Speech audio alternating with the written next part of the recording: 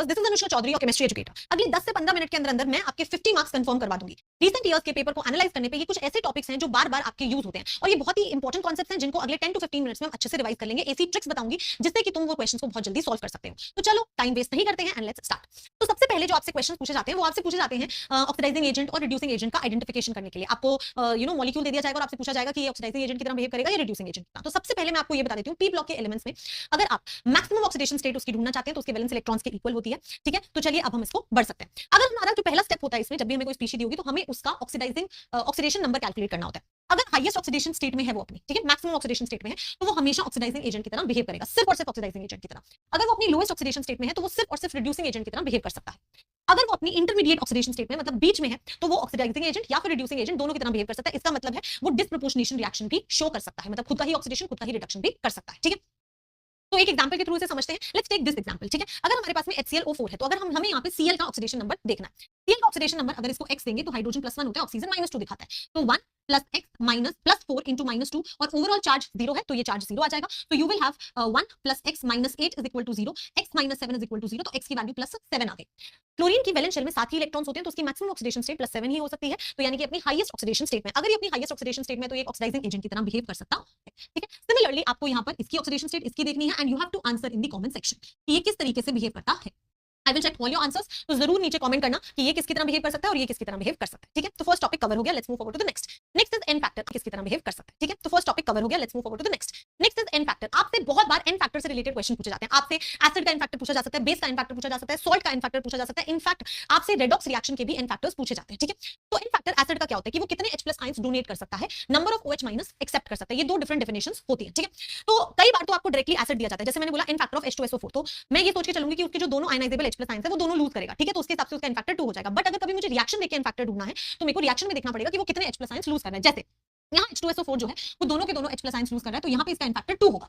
लेकिन इस रिएक्शन के अंदर अगर मैं देखूं तो वो सिर्फ एक H+ आयंस लूज कर रहा है, इसका मतलब है उसका एन फैक्टर 1 होगा। ठीक है, तो इस तरीके से आप देख सकते हैं। अगर आप थर्ड में देखेंगे तो आपके पास में BaOH होल थ्राइस है, इसने एक OH- आयन एक्सेप्ट करा है, तो सेकंड डेफिनेशन एक्सेप्ट करना, यानी कि मैम इसका भी एन फैक्टर 1 होगा। तो इस तरीके से आप एन फैक्टर्स ढूंढते हैं एसिड के। सिमिलरली आप बेस के लिए ढूंढेंगे कितने नंबर ऑफ OH- आयंस जो है वो डोनेट कर सकता है और कितने H+ आयंस जो है वो एक्सेप्ट कर सकता है। अगेन द सेम फंडा, अगर नॉर्मल बेस दिया हुआ है तो आप उसके टोटल OH- आयन ये अज्यूम करेंगे कि वो लूज कर रहा है। अगर आपको रिएक्शन देके पूछा तो आपको देखना पड़ेगा, जैसे यहाँ पे ये आपके दोनों OH- आयंस दे रहे हैं तो यहाँ पे एन फैक्टर जो होगा वो 2 होगा, लेकिन यहाँ पे मैम एन फैक्टर जो होगा वो 1 हो जाएगा। ठीक है, और इसमें अगर आप देखोगे तो सेकंड डेफिनेशन कितने H+ एक्सेप्ट करता है, तो एक H+ एक्सेप्ट कर रहा है तो एन फैक्टर 1 होगा। Now let's talk about salt. अगर मैं सॉल्ट की देखूं तो आपको सिर्फ ये देखना होता है, या तो आप कैटायन के ऊपर टोटल पॉजिटिव चार्ज देख लो या एनायन के ऊपर टोटल नेगेटिव चार्ज देख लो, उससे एन फैक्टर आ जाता है।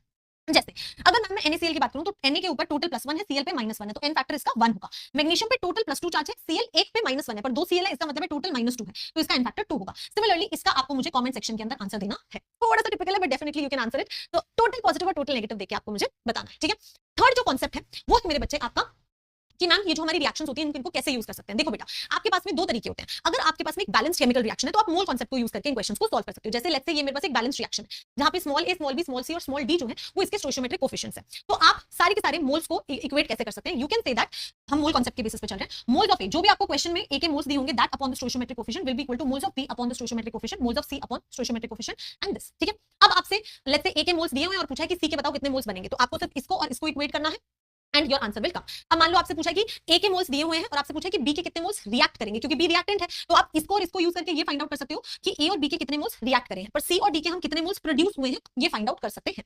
मोल कॉन्सेप्ट के लिए हमें बैलेंस रिएक्शन होना जरूरी है।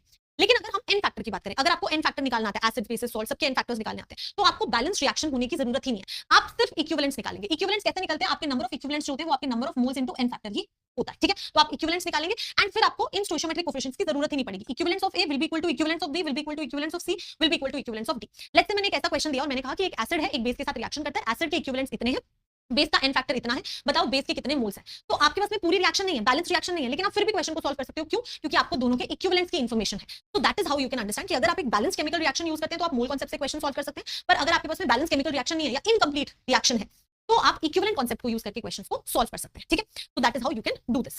थर्ड जो कांसेप्ट है वो होता है आपका एम्पेरिकल फॉर्मूला। एम्पेरिकल फॉर्मूला से रीसेंट ईयर्स में बहुत सारे क्वेश्चंस पूछे जा रहे हैं।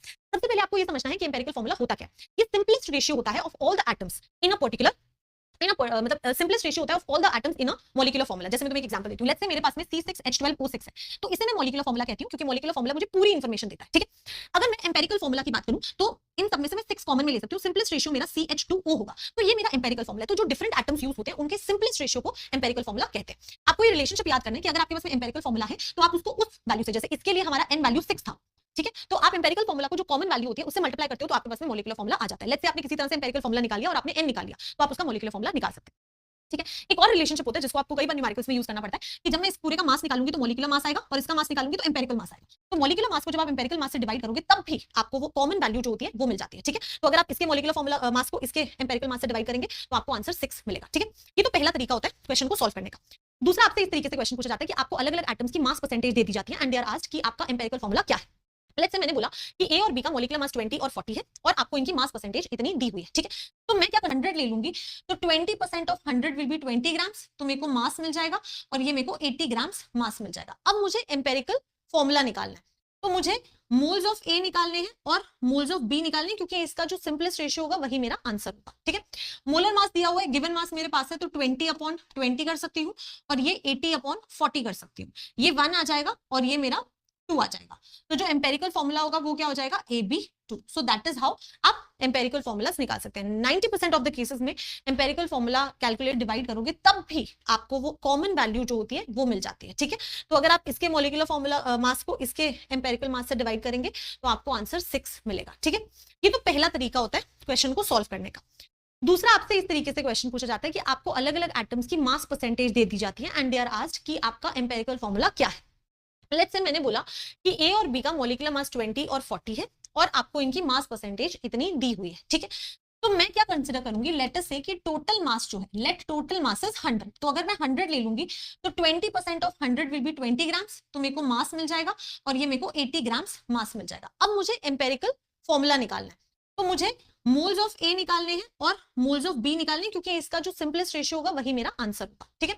मोलर मास दिया हुआ है, गिवन मास मेरे पास है, तो 20/20 कर सकती हूँ और ये 80/40 कर सकती हूँ। ये 1 आ जाएगा और ये मेरा 2 आ जाएगा। तो जो एम्पेरिकल फॉर्मूला होगा वो क्या हो जाएगा, AB2। So that is how आप एम्पेरिकल फॉर्मूलास निकाल सकते हैं। 90% ऑफ द केसेस में एम्पेरिकल फॉर्मूला कैलकुलेट करने के लिए आपको इस टाइप के क्वेश्चंस दिए जाते हैं, आपको मोल्स निकालने होते हैं और सिंपलेस्ट रेशियो निकालना होता है and your question is solved. तो इस तरीके से आप क्वेश्चन को सॉल्व कर सकते हैं।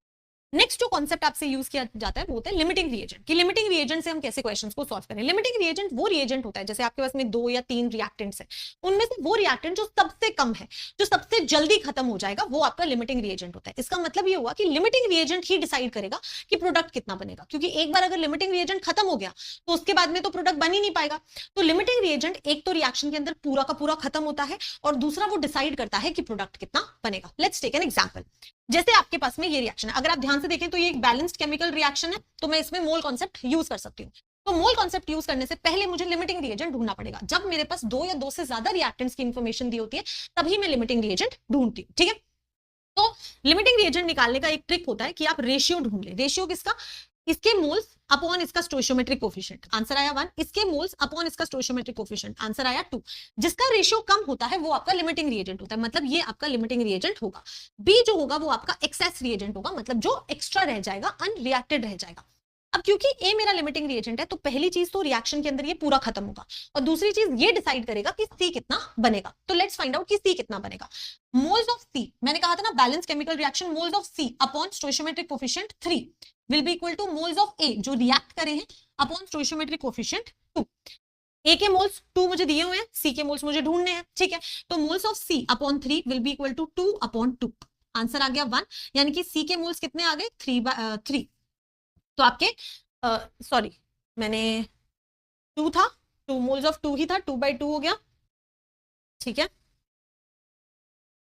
ठीक है, तो आपके मोल्स ऑफ सी जो बनेंगे वो कितने बन जाएंगे, 3 मोल्स बन जाएंगे, ठीक है। इसके अलावा तुमसे ऐसे भी क्वेश्चन पूछा जा सकता है कि बी के मोल्स कितने अनरिएक्टेड रह गए, तो आप कैसे ढूंढोगे, moles of A upon 2 will be equal to moles of A upon 2 will be equal to moles of B जो रिएक्ट कर चुका है दैट अपॉन 1, ठीक है।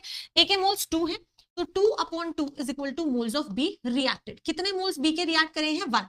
तो मोल्स ऑफ बी अनरिएक्टेड कितना रह गया होगा? जितने हैं इनिशियली 2 - 1, यानी कि 1 मोल जो है वो बी का अनरिएक्टेड रह गया। तो इस तरीके के न्यूमेरिकल्स तुमसे पूछे जाते हैं। मैंने बहुत इजी कैलकुलेशन ली है, थोड़ी सी कैलकुलेशन मुश्किल कर देते हैं, ठीक है।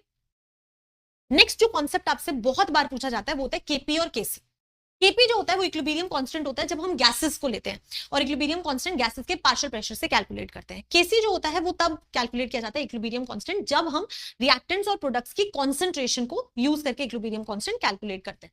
केपी और केसी का रिलेशनशिप आपसे बहुत बार पूछा जाता है, which is equal to KC RT की पावर डेल्टा एन जी। अगला क्वेश्चन आता है डेल्टा एन जी क्या है? डेल्टा एन जी जो होता है वो summation of moles of product, product वाली साइड कितने मोल्स ऑफ गैसेस है माइनस रिएक्टेंट वाली साइड कितनी मोल्स ऑफ गैसेस है, उससे आप डेल्टा एनजी निकालते हैं, ठीक है। इस रिलेशनशिप को अगर आप यूज कर सकते हो तो आपको ये समझ में आएगा कि आप केपी और केसी का रिलेशनशिप ढूंढ सकते हो। अगर आपके डेल्टा एनजी की वैल्यू 0 है तो केपी केसी के बराबर होगा। अगर डेल्टा एनजी की वैल्यू मोर देन 0 है, 0 से ज्यादा है, तो KP will be more than KC. ये आप अपने दिमाग में रख सकते हैं। इस तरीके के क्वेश्चन प्रीवियस ईयर्स में काफी सारे पूछे गए हैं। अगर आपके मोल्स ऑफ गैसेस कम है, लेस देन 0 है, तो आपकी केपी की वैल्यू केसी से कम है, ठीक है। जैसे ऊपर वाला क्वेश्चन मैं करूंगी, नीचे वाला आपका होमवर्क होगा। अगर हम यहाँ पर डेल्टा एनजी देखें तो 2 - 2 0 आ रहा है, इसका मतलब है केपी की वैल्यू जो है वो केसी के बराबर है, ठीक है। सिमिलरली ये वाला क्वेश्चन जो है आपका होमवर्क है, you have to answer me in the comment section में। आप सभी के सारे आंसर्स जो है वो चेक करती हूँ, सो मेक श्योर कि आप इसे आंसर कर रहे हैं, ठीक है। तो ये हमें समझ में आ गया। नेक्स्ट है आपको केपी और केसी की यूनिट्स भी पूछी जाती हैं, ठीक है। अगर आप केपी की बात करें तो हम पार्शियल प्रेशर ऑफ गैसेस लेते हैं, और वो जो पार्शियल प्रेशर होता है वो हमेशा एटमॉस्फेयर में लेते हैं, तो एटमॉस्फेयर की पावर डेल्टा एन जी होगा, ठीक है। डेल्टा एन जी अभी सिखाया था। केसी की यूनिट ना मोलैरिटी में कॉन्सेंट्रेशन लेते हो, तो मोल्स बाय लीटर लिख लो, चाहे मोलैरिटी लिख लो, raise to the power delta n g हो जाता है, ठीक है। तो इससे रिलेटेड भी आपसे काफी सारे क्वेश्चंस पूछे जाते हैं। इसके अलावा आपसे इक्विलिब्रियम कांस्टेंट के बिहेवियर से रिलेटेड भी क्वेश्चन पूछे जाते हैं। तो वो जो चीजें हैं वो मैं आपको नेक्स्ट अगले टॉप वीडियो में बताऊंगी, ठीक है। तो